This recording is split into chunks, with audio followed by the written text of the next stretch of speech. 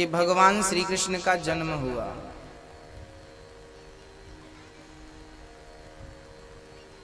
भगवान का जन्म हुआ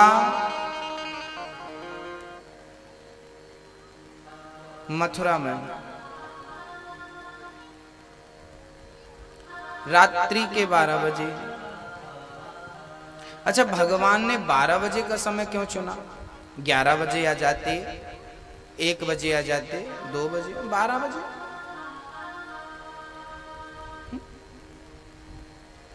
अच्छा, राम जी भी आए ना तो 12 बजे आए। वो रात को 12 बजे, ये दिन के 12 बजे। 12 बजे क्यों? 11 बजे आ जाते भैया, 10 बजे बढ़िया रहता। ऑफिस का टाइम 10 बजे का होता है, 10 बजे आ जाते। और बाकी सब लोग अपने ऑफिस से लौट आते हैं 5 बजे। 5 बजे वापसी का टाइम रहता है तो 5 बजे आ जाते। 12 बजे क्यों आए? 12 बजे आने का अर्थ यह है कि 12 घड़ी में तब बजते हैं जब तीनों कांटे एक हो जाते हैं। घड़ी में कितने कांटे होते हैं? 3। घंटा, मिनट और सेकंड, ये तीनों कांटे जब एक हो जाते हैं, ऊर्ध्वमुखी मतलब ऊपर की तरफ हो जाते हैं। जब ऊपर की तरफ ये कांटे हो जाते हैं तीनों, तब 12 बजते हैं। हमारे जीवन में भी 3 कांटे हैं। कौन कौन से? गोस्वामी जी उत्तरकांड में लिखते हैं, मैं अरु मोर तोरते माया। मैं मतलब मेरा, मैं मतलब अभिमान, मैं अरु मोर, मैं और मेरा, ये मेरा है। मैं मतलब अभिमान, मेरा मतलब मोह, और तेरा मतलब अज्ञान।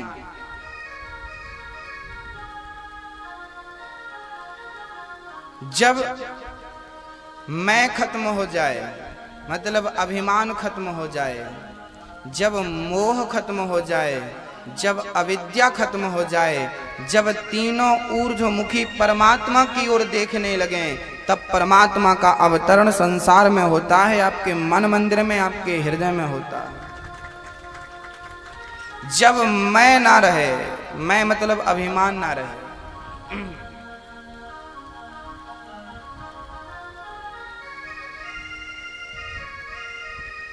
मैं मेरा, ये सब मेरा है, ये मोह है। मोह के वशीभूत प्राणी सब अपना कहता है, और अज्ञान के वशीभूत ये तेरा है, ये मेरा है। इन तीनों का नाश होना जरूरी है। 3 कांटे अलग अलग रहते हैं घड़ी में, तब तक 12 नहीं बजते, और तीनों कांटे जब एक हो जाते हैं, मतलब ये तीनों खत्म हो जाए, बस एक ही बचे। एक बचे, क्या बचे? एक ही बचे, और वो शेष है ईश्वर। जब तीनों का अस्तित्व खत्म हो जाए, जब एक बचे, एक मतलब एक, एको ब्रह्म द्वितीयो नास्ति, एक ईश्वर बचे, तब समझ लीजिएगा कि अब परमात्मा के अवतरण होने का समय निकट है। आपके हृदय में ही भगवान का अवतरण होता है। ये पंखा थोड़ा ऐसे कराओ, है ना? घड़ी के तीनों कांटे एक हो गए, एक बचा तो भगवान आ गए। जब मैं था तब वो नहीं, अब वो है मैं नाय। प्रेम गले अति साकरे, जामे दो न समाय। जब मैं था तब वो नहीं, चर्चा बड़ी अद्भुत है। 12 बजे भगवान का अवतार हो गया, और अवतार कहाँ हुआ? जेल में। और जब अवतार हुआ तो जेल के हर बंधन मुक्त हो गए कि नहीं, छूट गए कि नहीं हर बंधन से वसुदेव जी। भगवान कहां प्रकट होते हैं?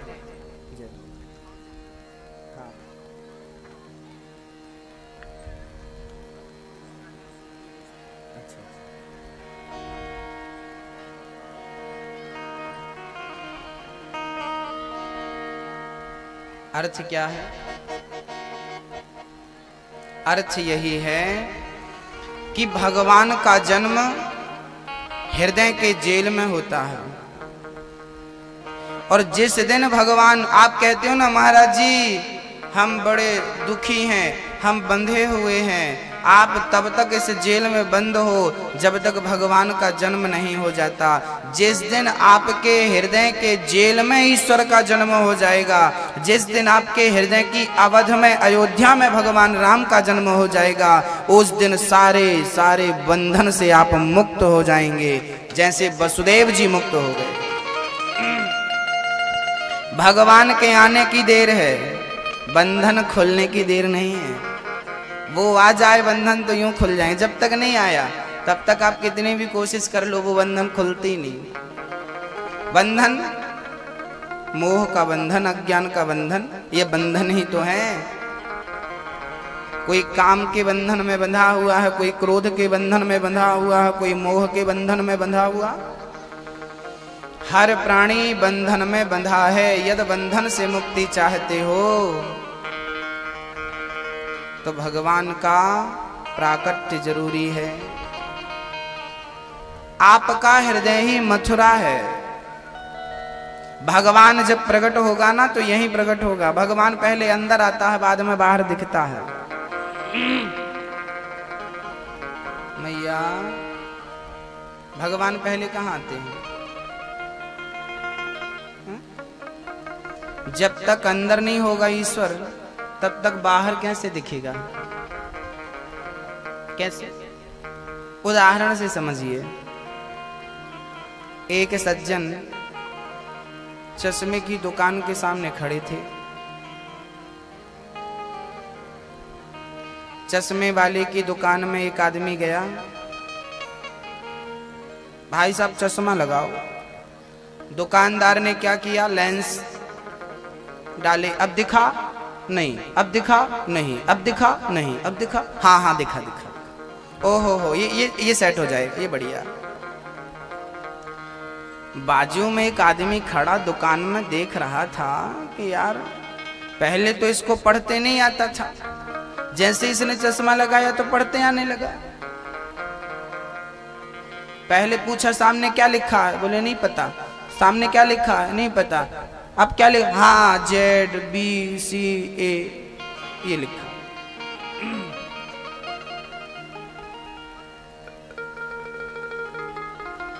एक बाहर का आदमी बड़ा कौतूहल बस अंदर गया और बोला भाई मुझे भी जरा चश्मा लगा।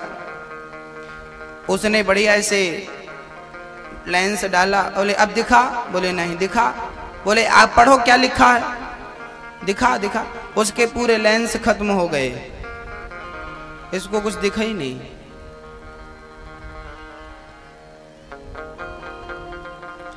चश्मे की दुकान वाले ने पूछा भाई साहब ये बताओ कि तुम पढ़े कहां तक हो? बोले हम तो कुछ भी नहीं पढ़े। तब दुकान वाले ने पूछा कि तुम ABCDEFGHIJ पहचानते हो? बोले ये क्या होता है? कहां रहते हैं ABCD? कौन सी गली में? हम नहीं जानते। दुकानदार बोला राम राम ये तो अनपढ़ है, वैसे कौन सा भी लेंस लगा दो, कोई सा भी लेंस लगा दो, ये क्या पढ़ेगा सामने क्या लिखा है? तो ABCDEFG क ख ग घ कब समझ में आएगा? ये लिखा है का। ये का आप तब ही पढ़ पाएंगे जब ये का बोध आपके अंदर होगा। का ज्ञान अंदर होना चाहिए। ABCD का ज्ञान कहाँ हो? अंदर हो। जब आपके अंदर ABCD होगा तब तो आप ABCD को पहचान पाएंगे। अंदर ही नहीं ABCD तो बाहर कैसे पहचान पाएंगे? आपको हिंदी आती है कि नहीं? हिंदी आती है? आप अखबार पढ़ लेते हैं कि नहीं? अखबार में जो भी शब्द लिखे हैं वो सारे शब्द आपके अंदर हैं। अंदर हैं तो आप अखबार पढ़ लेते हो। अब आपको कोई चाइना की भाषा में अखबार लेकर आए और कहे पढ़ो, आप पढ़ पाएंगे? क्योंकि वो शब्द आपके अंदर है ही नहीं। जो अंदर होगा वही तो दिखेगा। तो शब्द काखा गाघा अंदर होने चाहिए, तब बाहर वाले समझ में आते हैं। ऐसे ईश्वर अंदर होना चाहिए, तब बाहर दिखाई पड़ता है, बाहर समझ में आता है। ईश्वर का बोध पहले अंदर हो।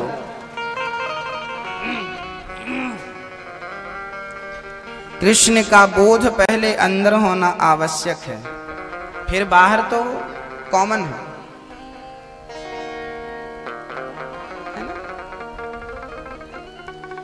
भगवान हृदय में होना चाहिए। लोग कहते हैं ना कि भगवान यहाँ हैं, लोग कहते हैं ना कि भगवान अंदर देखो, लोग कहते हैं ना कि ईश्वर को बाहर मत ढूंढो, ईश्वर को अंदर ढूंढो। ये अर्थ यही है कि वो अंदर ही होता है। लेकिन ये मत भूलना कि वो अंदर होता तो है, लेकिन उसे अंदर ले जाया जाता है। कब? अच्छा, काखा गाघा आपने कब सीखा था? जब पहली बार स्कूल गए थे तब मास्टर जी ने बतलाया था ब्लैक बोर्ड में लिख करके, ये बेटा ये का है। पहली बार मास्टर जी ने आपको का बतलाया, दूसरे दिन भी का ज्ञान दिया, तीसरे दिन भी। फिर धीरे से क्या हुआ, आपकी समझ में आ गया। और जब समझ में आ गया तो उसके बाद फिर किसी मास्टर ने नहीं बताया कि ये का है, फिर तो अब समझ में आ गया। फिर तो अब हमें भेड़ा घाट में कहीं भी का दिखाई पड़े तो हम पहचान लेते हैं, भाई साहब ये का है। फिर तो खा कहीं भी नजर आए हम पहचान लेते हैं, ये खा खरगोश का है। गा कहीं भी नजर आए हम पहचान लेते हैं, गा गणेश का है। पहले बताया गया था गा मतलब गणेश, का मतलब कमल। पहले हमें बताया था का मतलब कमल, लेकिन जब हम बड़े हुए समझदार हुए तब पता चला कि यार का मतलब कमल ही नहीं होता, का मतलब तो कृष्ण भी होता है, का मतलब तो कबूतर भी होता है, का मतलब तो कमल भी होता है, का मतलब तो बहुत कुछ होता है। लेकिन हमने पढ़ा था केवल एक, का मतलब कमल, गा मतलब गणेश। लेकिन जब हमें बुद्धि आई तब पता चला कि गा से केवल गणेश नहीं होता, गा से गोवर्धन भी होता है, गा से गजानन भी होता है, गा से गजब भी होता है, गा से बहुत कुछ होता। लेकिन पहली बार हमें बहुत कुछ नहीं पढ़ाया गया, पहली बार हमें गा से गणेश पढ़ाया गया, माँ से मंदिर पढ़ाया गया, माँ मंदिर का। लेकिन बाद में पता चला कि माँ से सिर्फ मंदिर नहीं होता, माँ से माँ भी होता है, मेरी माँ, माँ से माँ, है ना? समझ रही हो मैया? पहली बार आपको एक अक्षर पढ़ाया गया था, का खा गा घा, पूरे 52 अक्षर पढ़ाए गए थे। उसके बाद फिर आपको बोध हो गया, फिर आपको कहीं भी मिले तो आप पहचान लेते हो। ऐसे ही सत्संग करने से ही ईश्वर अंदर जाता है। जैसे विद्यालय गए तो मास्टर जी के द्वारा काखा गाघा अंदर चला गया, ऐसे ही जब सत्संग करोगे तो ईश्वर अंदर जाएगा। और जिस दिन वो अंदर चला गया उस दिन कहीं भी देखोगे, किसी भी पत्थर को देखोगे, किसी भी व्यक्ति को देखोगे, किसी भी जीव को देखोगे, उसमें ईश्वर ही नजर आएगा, कृष्ण ही नजर आएगा। सिय राम मैं सब जग जानी, तुलसीदास जी ने कहा है ना, सिय राम मैं सब जग जानी, करहूं प्रणाम जोरी जुग पानी। सब मैं निज प्रभु मैं देखा ही जगत, के ही सन करहि विरोध। सब ईश्वर है, अथा तो ब्रह्म जिज्ञासा, सर्वम खलविदम ब्रह्म। सब ईश्वर है, सब परमात्मा, अहम ब्रह्मास्मि। सब भगवान है, सब भगवान हैं। ये बात समझ में कब आती है? जिस दिन ये बात समझ में आ जाए कि सब भगवान हैं, उस दिन ईश्वर की प्राप्ति निश्चित है, उस दिन भगवान मिल गए। क्या करें, सब में भगवान नजर ही नहीं आते, सब में भगवान आते हैं क्या? सब में ईश्वर नजर आता है आपको? मैया नहीं आता। क्यों नहीं आता? क्योंकि वो अंदर नहीं है ना। अच्छा, आज आप यदि आपने कभी कभी गौर किया हो, आप यदि मूली खाओ मूली खाओ तो फिर डकार आती है ना, तो डकार किसकी आती है? मूली की। प्याज खाइए तो डकार किसकी आएगी? जो खाएगा भाई, जो अंदर होगा वही तो बाहर निकलेगा। ऐसे ही जो अंदर होता ना वही बाहर निकलता है। यदि अंदर भगवान होंगे तो बाहर भी भगवान ही निकलेंगे। अंदर ही नहीं है तो बाहर कहां से आएगा? अंदर।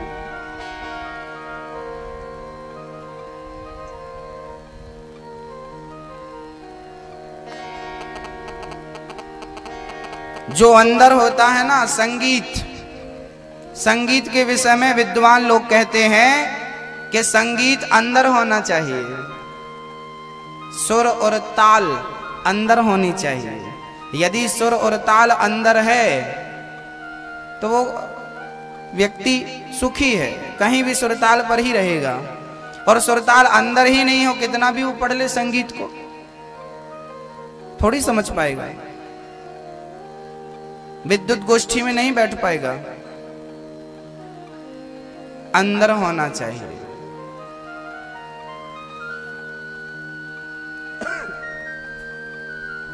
तो भगवान कहाँ होना चाहिए मैया? अंदर। अभी तक नहीं है। आप लोग कहते हो ना हमारे तो अंदर भी तो, हमारा भगवान अंदर। यहाँ कहाँ भगवान? यहाँ है। ऐसे थोड़ी होता है। उसे अंदर ले जाया जाता है, बिठाना पड़ता है, जगह देना पड़ता है। आपके घर में आप हमें ले जाओगे तब हम जाएंगे, कैसे चले जाएंगे? बोलो। आपके घर में जब आप हमें बुलाएंगे तब हम आपके घर जाएंगे, और जहां बिठाएंगे हम वहां बैठेंगे। ऐसा थोड़ी कि डायरेक्ट हम आपके किचन में चले जाएं। भाई जहां आप हमें बिठाएंगे हम वहां बैठेंगे।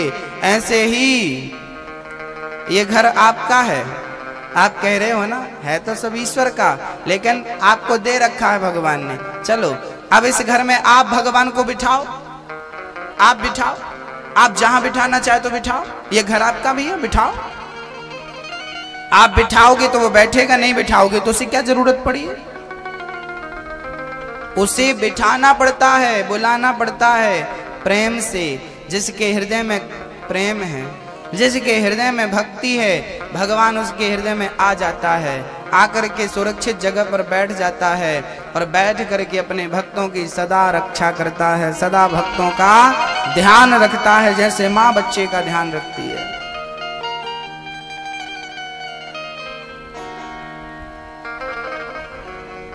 नंद बाबा ने सुना कि बुढ़ापे में छोरा हुआ, नाच भी लगे नंद बाबा। सारी सखियां बधाई देवे को चल पड़ी। श्याम सुंदर को जन्म भयो है, यशोदा बधाई हो, नंद बाबा बधाई हो।